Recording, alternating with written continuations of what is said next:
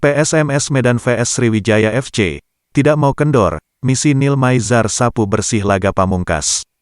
Pertandingan laga kelima babak yang mempertemukan Sriwijaya FC menghadapi PSMS Medan diprediksi akan berlangsung seru.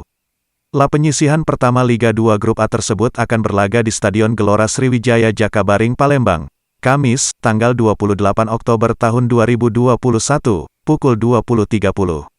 Pasalnya kedua pelatih sama-sama punya kepentingan, sehingga bakal ngotot untuk bisa memenangkan pertandingan. Bagi PSMS yang mengantongi poin 5 merasa gerah berada di posisi ketiga klasemen sementara dibayang-bayangin Semen Padang FC hanya beda selisih gol. Sehingga bagi pelatih PSMS Ansyari Lubis harus ngotot untuk bisa mengejar ke puncak klasemen. Meski berada di puncak klasemen mengantongi poin 12 terpaut 5 poin dengan PSPS, poin 7, yang berada runner-up Grup A. Namun pelatih kepala Sriwijaya FC Nil Maizar bertekad menuntaskan misi sapu bersih kemenangan laga babak penyisihan.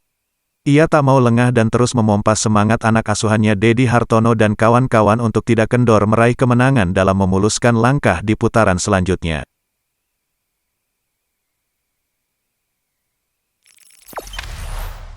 Jangan lupa subscribe, share, komen, dan like ya!